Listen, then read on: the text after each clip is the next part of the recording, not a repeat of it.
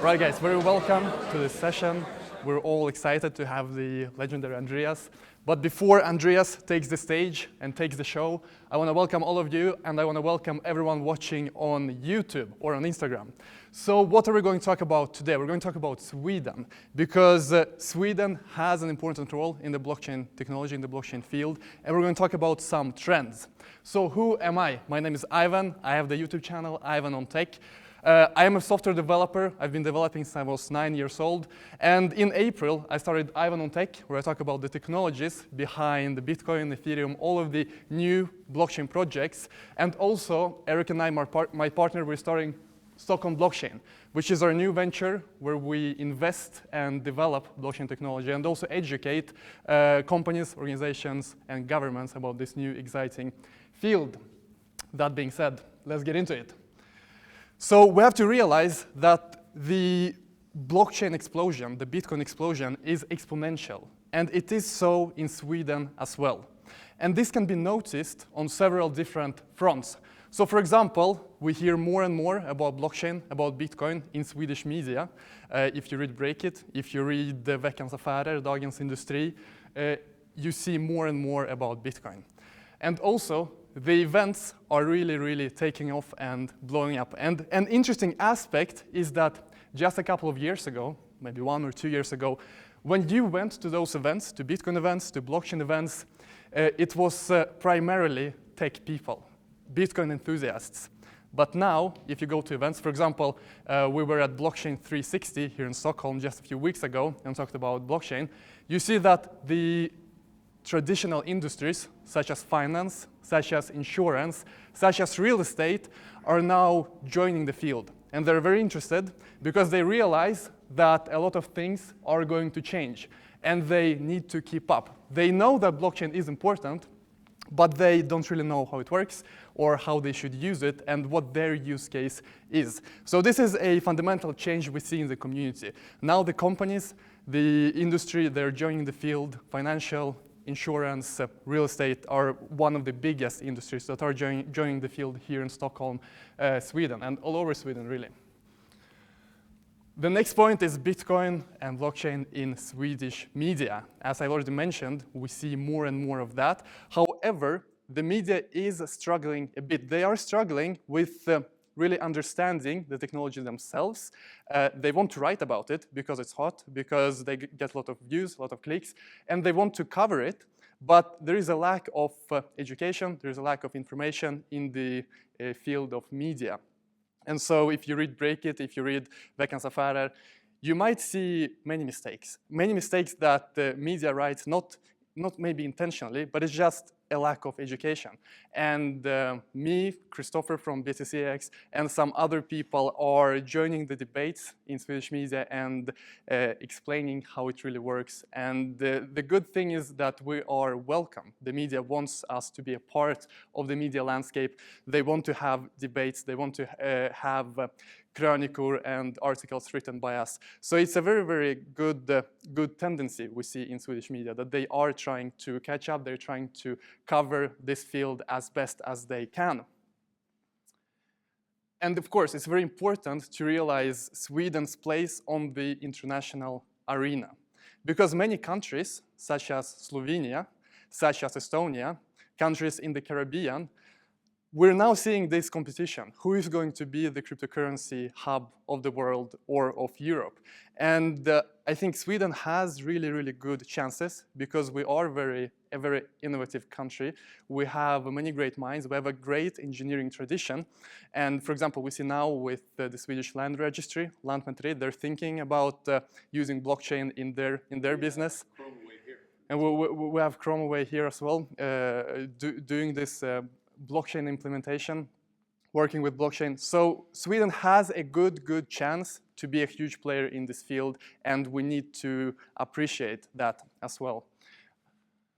Of course, it's important to also keep in mind the regulatory part of things. For example, only 280 people in Sweden have declared their Bitcoin possessions. I'm sure everyone here has done it as well.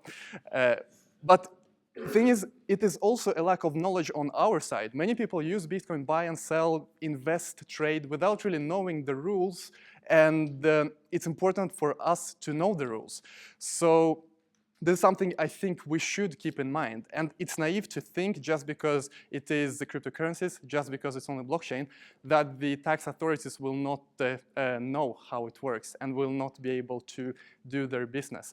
And also, we have to keep in mind that currently, we see Swedish banks, several of them would like to work with Bitcoin, with blockchain, with cryptocurrencies. However, because there is a lack of regulation, basically none, no one really dares to do anything with it, because, of course, no one wants to lose their banking license, and we still have to see the developments in regulation when it comes to cryptocurrencies, Bitcoin, and blockchain in Sweden. And it's very important for Sweden if we want to take the lead, so that people actually dare to touch this new exciting field. That being said, guys, I want to introduce the legendary guru, Andreas Antonopoulos. Please welcome Andreas to the stage. Thank you so much for coming today. This is a fantastic turnout for an event that was organized just 4 days ago. We quickly came to consensus. I'd like to thank Robert and Ivan and all of the other people who contributed to help me get here, to participate in the Internet Days conference, and also to do today's event. It's important to me when I travel to different cities to not just do the commercial conference, but also have an opportunity to meet with people from the local community and offer an event that is affordable. And the criteria for participating in this event is that you are an active member of the community. Otherwise, by the time you figure out it's happening, it's sold out. So first come, first served. If you're here, you are paying attention, and that is rewarded. So thank you so much for having me. So Robert told me that one of the topics that he wanted me to talk about today is governance and the related topic of scaling. So let's start with some basic ideas. Who here knows who is in control of Bitcoin? Who here thinks no one is in control of Bitcoin? Quite a few people. All right. So this is the fundamental issue at the heart of many of the debates we're having today. The debates about governance, the debates about scaling. Who is in charge? Bitcoin expresses a new thing, a thing that has rules without rulers. And for people, this is a very confusing concept, because most everything we've seen before, rules come from rulers. And you trust the rules because you trust the rulers, what we call appeal to authority. Of course, appeal to authority is known as a cognitive bias. It is a bug in our brain software. It makes us discard logic and reasoning in favor of attribution and authority. It makes us associate as tribes, teams, and political parties, and make decisions based on whether the person expressing authority or ideas is part of our tribe or part of the enemy tribe. And we all know that the enemy tribe has always been an enemy, is up to no good, and is trying to destroy this beautiful world. Always. The problem is, of course, that everybody who belongs to the enemy tribe thinks that we are up to no good, and we are trying to destroy the world. You see this emerging in every sphere of human existence. And of course, you see it emerging in the conversations around Bitcoin and many of the other open blockchains. People find it very difficult to accept the idea that a system can exist with rules and without rulers, a system without authority, a system in which it doesn't matter who is most popular or what opinions they have, because they are unable to change the rules. And I think that was demonstrated resolutely just a couple of weeks ago, culminating, of course, 2 days ago when the rules were not changed. Again, the rules were not changed. And this time, there was a very large group of people who had a different opinion about the rules. Their opinion was not right. Their opinion was not wrong. Their opinion was opinion. And in Bitcoin, opinions are not judged based on who holds them. What matters is whether they can reach consensus with the overwhelming majority of participants in the system. And if they cannot reach consensus with the overwhelming majority of the people in the system, it doesn't matter how much money they have, how much authority they have, how much popularity they have. And that's how it should be. Now, a lot of people looked at what happened a week ago and said, OK, Bitcoin Core won. Victory. Which is not true. Bitcoin Core did not win. Bitcoin Core happened to be with the side of consensus, or at least with the size of the status quo. And if you don't have overwhelming majority to change the rules, the system ensures that the rules remain the same. So all you have to do in the system is follow the rules that exist today. And if you want to change the rules, you'd better have overwhelming consensus. Otherwise, the system will punish you financially in many cases. And everyone who tries to change the rules without overwhelming majority loses. Core didn't win. They just didn't try to change the rules without overwhelming consensus. And as a result, the rules were not changed. We will see these battles happen again and again and again. In fact, the battles we see so far are tiny compared to what's coming. Ivan talked about creating regulations so that people can trust and invest and participate without fear.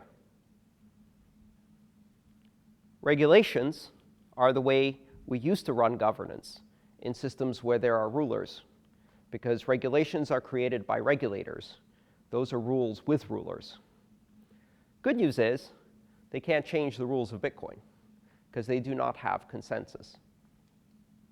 There will be regulations, but there will be regulations only of the systems surrounding open blockchains, not of open blockchains themselves, because open blockchains themselves already are regulated by mathematics, by overwhelming consensus, by network-based rules. These are not systems without regulations.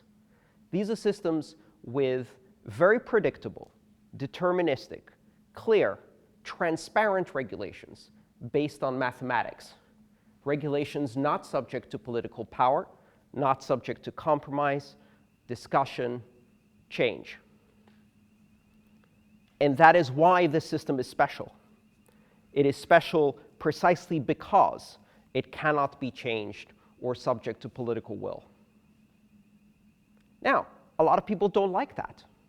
They don't like the existence of a system that is fundamentally supranational and outside of the traditional controls of political power. They don't have to use it. I will. And the system will not change to subject itself to the whim of those who do not like the idea of a system that is outside of traditional governance and regulatory structures. The whole point of the system is that it is outside. The whole point of the system is that it will not be subject to traditional regulations. You can regulate your country out of Bitcoin, but you cannot regulate Bitcoin out of your country. And many countries will regulate themselves out of Bitcoin and out of Ethereum and out of all of the other open blockchains. And they will end up getting the benefit of the closed blockchains, the controlled blockchains, the regulated, governments, safe blockchains. I don't want safe. I want free. I want innovative. I want global, transnational, neutral, censorship-resistant. And I will continue to use the system that expresses those principles, and through my choice, I will participate in the consensus rules without rulers. These systems will not be regulated. And the problem is that when you present the world with a system that cannot be regulated through traditional political power, this will not go down easily. A fantastic quote by Clay Shirky comes to mind. Organizations that exist to solve a problem are resistant to fixing the problem. Bitcoin fixes the problem without the organizations to solve it, without the intermediaries. A lot of people see these open blockchains and immediately assume that these will disrupt banking, finance, payment networks. I thought so too. And yet, the surprising thing is that the first thing disrupted by open blockchains is regulation itself and regulators, governance and governments.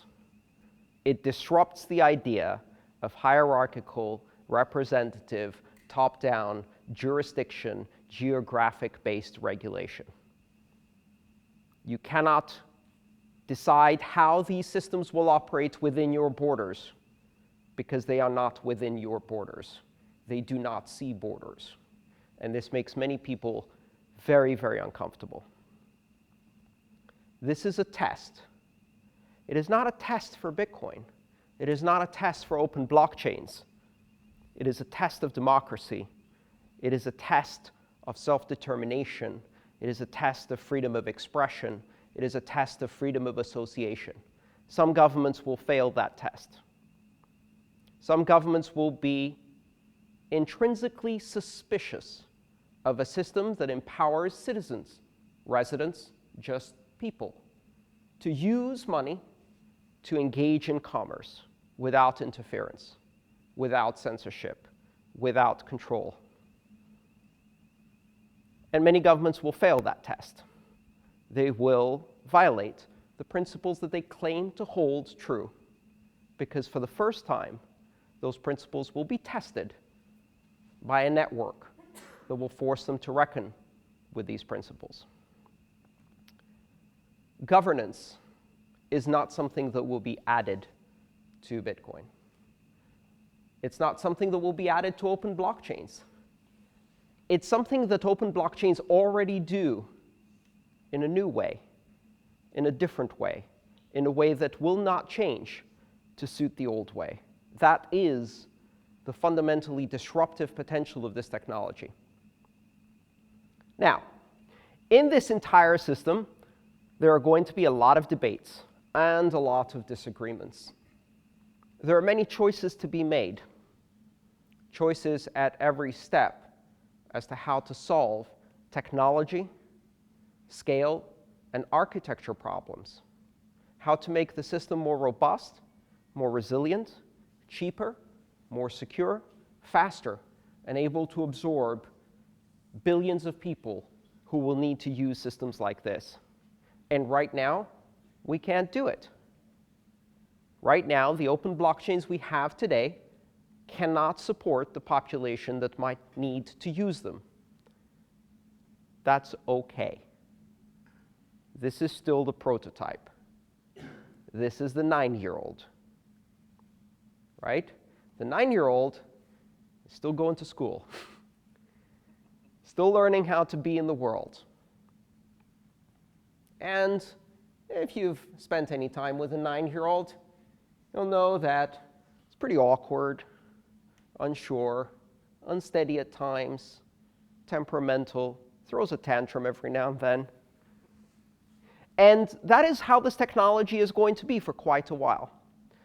That doesn't mean it can't scale. That doesn't mean it can't change. It will.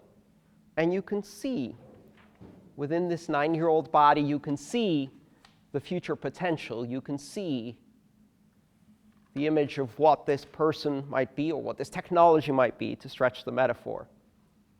But it's not there yet. And it's important to separate what we have today with what is possible in the future. A lot of people assume that the scalability we have today will simply extrapolate on a linear basis. I recently read this on Twitter. Someone said, well, if it costs $5 to $10 to do a transaction today, then in 10 years, when there's 1 billion people, it will cost $100 to do a transaction, and then it will be impossible to use for most people. If it takes an hour to send a JPEG over the internet in 1990, then when everybody's sending JPEGs over the internet in 2017, it will take 10 days to send a JPEG over the internet. That is not how scalable exponential systems work. But in changing the scale of this system, we have to think about what compromises and trade-offs are being made. And this is a decision everybody has to make. You are all participants in these open blockchains. If you run the software, if you choose a wallet, if you choose an exchange, you are choosing how the system will evolve. You are, through your actions, through your spending, through your choices, participating in the formation of the consensus rules of the future. And you have to think carefully about convenience versus liberty. Do we want a system that is cheap, or do we want a system that is free? We might have to go through a period where the system's expensive. That's OK. That's not forever. It's not a permanent state of affairs. Today, it's a lot harder to use Bitcoin for everyday transactions, like buying a cup of coffee, than it was in 2013. There's a reason for that. And the reason is that now we're trying to do it on a much greater scale with a lot more demand. And it won't be like this forever. Already, there are many ways to improve the scalability, performance, security, and speed of this system. If you read the debates online, this is presented, as most questions are, not just as a binary choice between A and B, but more importantly, as a Manichaean choice between good and evil. One choice is obviously the best way to go. The other is obviously an Illuminati plot to destroy the world. Some people will even go as far as to say that both choices are an Illuminati plot to change the world, in which case, take 2 steps back from that person. They might be dangerous. In my opinion, both sides of the raging debate we've seen about scale are doing what's best in their mind to scale this network. I know many of the people who participate in these debates. I know them personally. I spent time working with them. I have been working with them or acquainted with them since 2012. Some of the most hated personalities in Bitcoin are the people who gave me my first Bitcoin, who introduced me to this, who helped me at my first conference, who helped me writing my book. People who I honestly and truly believe are doing the best they can for the thing they believe in. We must not forget that we all share one thing in common, and that is we love the idea of freeing the world from monopoly money, of freeing the world from monopoly banking, of bringing economic participation to 7.5 billion people. That is the thing we all have in common. We can disagree about the how, We can disagree about the when, but let's not forget that's what we want. It's very easy to assume that people are motivated immediately and easily by money. And don't get me wrong, money corrupts people.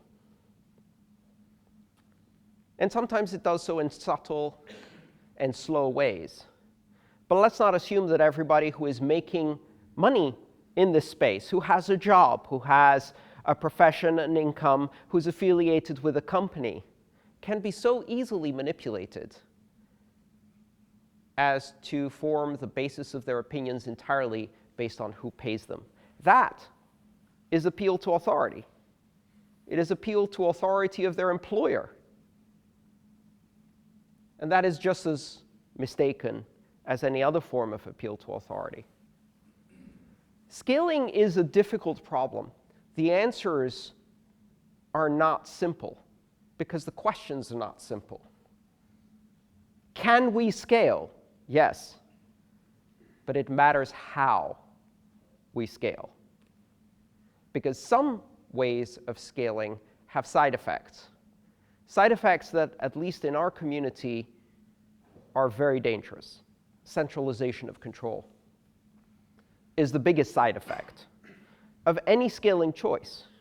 And we have to be very, very careful to ensure that as these systems scale, we preserve the most important principles: the openness, the neutrality, the censorship resistance, the decentralization. We avoid the concentration of power and control. And decentralization isn't a Boolean. It's not an on-off. It's not a yes versus no. It's a scale. Is Bitcoin fully decentralized? It's not.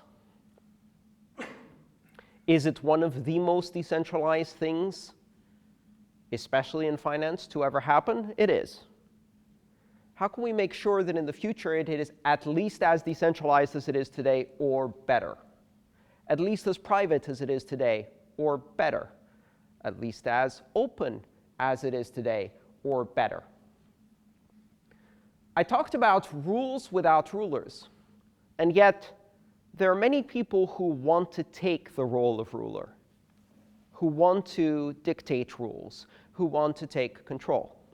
It's a natural inclination of the human species to see the absence of rulers as an opening, a job opening, an invitation to ascend to the throne.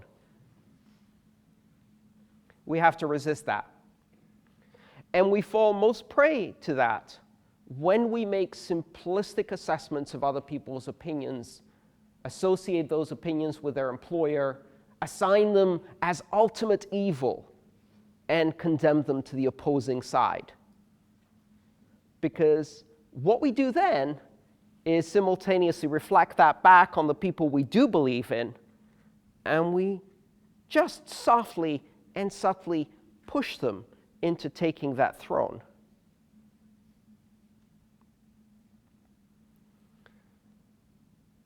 There are going to be a lot of people who try to introduce themselves as intermediaries in a system that's designed to remove intermediaries, who will try to hold your keys for your own safety, who will try to ensure that only good people can do transactions. Will somebody please think of the children? I do think of the children. I want the children to live in a world where 7.5 billion people have access to an open economy.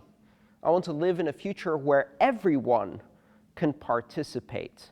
And more importantly, a world in which we do not allow others to make choices about who is good and who is evil. Because I don't believe in Santa Claus.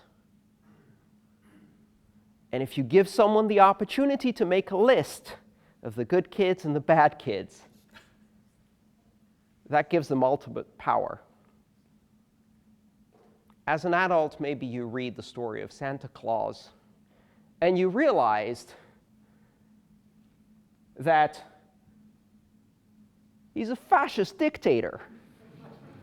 No one elected him. What a patriarchy! How did this happen? Oh my God. We just assigned randomly a red-robed dude with a white beard to decide for the children of the entire world which are evil and which are good? Let's not do that again. People will attempt to introduce controls to say that we shouldn't allow everyone to use these systems because bad people may use them. We shouldn't allow everyone to transact and use money because bad people will use money.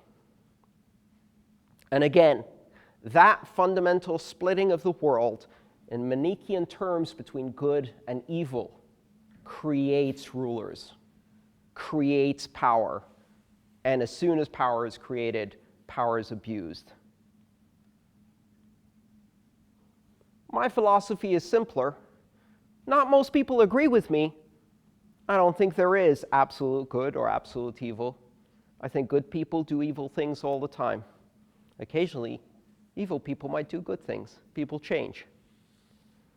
But more importantly, one of the worst things we can do is give someone else the control over that decision. We will scale. We will grow Bitcoin. We will grow all the open blockchains. And they will be attacked. They'll be attacked as ideas. The networks will be attacked. The currencies will be attacked. They'll be attacked financially. They'll be attacked legally. In some countries, they'll be attacked violently. In many cases, deadly attacked. People who participate in these systems today are risking their lives in at least a handful of countries around the world. I've spoken to a few people who are using Bitcoin in Venezuela, who do it under extreme risk. But that risk is worth it, because the greater risk is that they lose the ability to give their family a future, and so they're willing to take that risk. There will always be someone willing to take that risk. If your government bans access to open finance, you really, really, really need to get yourself some Bitcoin. That's exactly when you need this system most. It's hard to explain that in places like Scandinavia. What do you need Bitcoin for? You don't. This is one of the most cashless societies in the world.